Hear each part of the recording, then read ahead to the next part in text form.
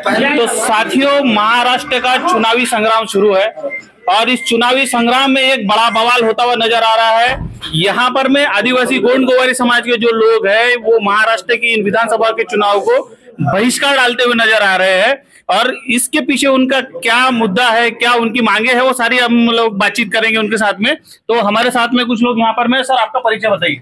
मेरा नाम किशोर चौधरी है। आदिवासी गोंड गोवारी संवैधानिक हक संघर्ष समिति का मैं आमरण उपोषण करता हूँ, जिसमें 17 दिन और 13 दिन 2 बार आमरण उपोषण किया है मैंने।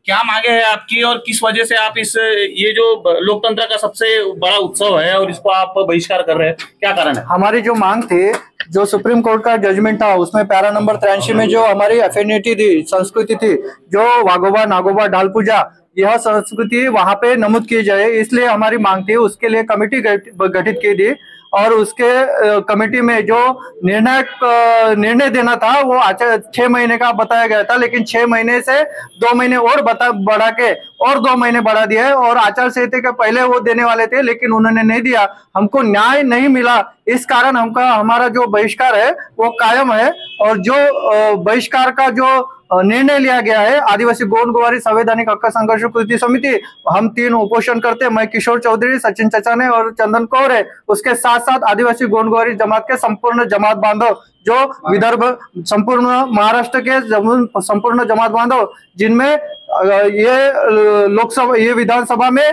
कम से कम 35 विधानसभाओं को प्रभावित करेंगे। सर, आपकी जो मांगे थी वो तत्कालीन सरकार से थी, अब तो वो सरकार जो है वो चुनाव के बाद ही शायद बनेगी या ना बने, तो आपका जो गुस्सा है वो इस चुनाव के ऊपर में क्यों है?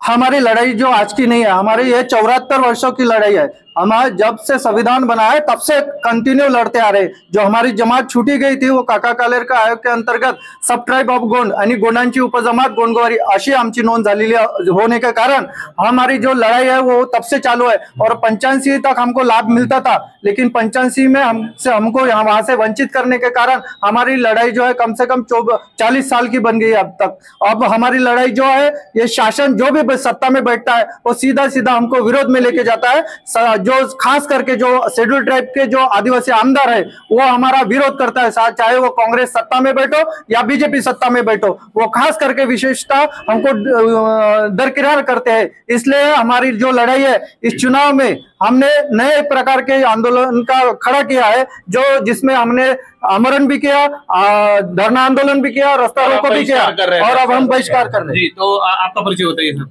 मैं सचिन चचा ने यवतमाल, मैं भी अनशन करता हूँ। जो हमने तीनों ने अनशन किया है साथ में 17 दिन और 13 दिन का।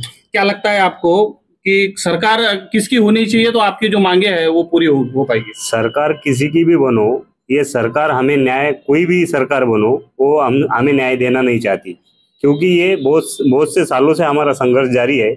और जो 14 अगस्त 2018 में हमको न्यायालय ने, नागपुर जो न्यायालय है उनके माध्यम से हमको न्याय मिला। इसीलिए हमें इन राजनीतिक पार्टियों से कोई भी आशा नहीं है। इसलिए अगर हमको न्याय अगर कोर्ट ही देता है तो इन राजनीतिक पार्टियों को हम मतदान क्यों करें, इसीलिए हमारा बहिष्कार है। तो बहुत सारे लोग जो है वो शेड्यूल ट्राइब से भी चुनकर जाते हैं, विधायक बनते हैं, MP बनते हैं, लेकिन वो आपकी बातें क्यों नहीं सुनते? फिर उनको यही डर है, जो ट्राइबल है, हम भी ट्राइब में है, ठीक है, मगर उनको लगता है कि अगर पूरी रोटी अगर हमको मिलती है तो आधी रोटी क्यों किसी को दे। यही मानसिकता की वजह से जो हमारी जमात है 70 सालों से हम वंचित है। जो कि कोई भी अगर MLA बनता है तो उनको नहीं लगता कि इन जमात को आरक्षण मिले और ये हमारे ऊपर MLA बने हमारी जगह। इसके चलते ही राजनीतिक जो पार्टियां है वो भी इसी तरीका हमसे बर्ताव करती है। सर, आखिरी सवाल, ये जो आप जो बहिष्कार कर रहे हैं वो सिर्फ आपके गोंड गोवारी समाज तक सीमित है या पूरा आदिवासी समाज इसमें शामिल है? नहीं, हमारा जो आंदोलन है इसमें हमारे जो 23 संगठन है, 23 संगठन में हमारी गठित हुई जो संवैधानिक हक संघर्ष कृति समिति है, जिसमें आदिवासी गोंड गोवारी जमात जो है विदर्भ में कम से कम 20 लाख के करीब है और 20 लाख लोगों का बहिष्कार है। तो धन्यवाद आपका। तो साथियों, आपने देखा कि किस तरह से आजादी के 75 साल के बाद में भी आज गोंडगोवारी समाज और आदिवासी समाज जो है आप हर अधिकार के लिए, हक अधिकार के लिए लड़ रहा है और अपनी मांगों को लेकर आज कहीं ना कहीं महाराष्ट्र के जो चुनाव है उसको बहिष्कार डालने के लिए भी वो आगे पीछे नहीं सोच रहा। तो आने वाला वक्त भी बताएगा कि इनकी मांगे जो है वो पूरी होती है नहीं होती। आप हमारे साथ में बने रहिए, कमेंट्स कीजिए, शेयर कीजिए, लाइक कीजिए। धन्यवाद।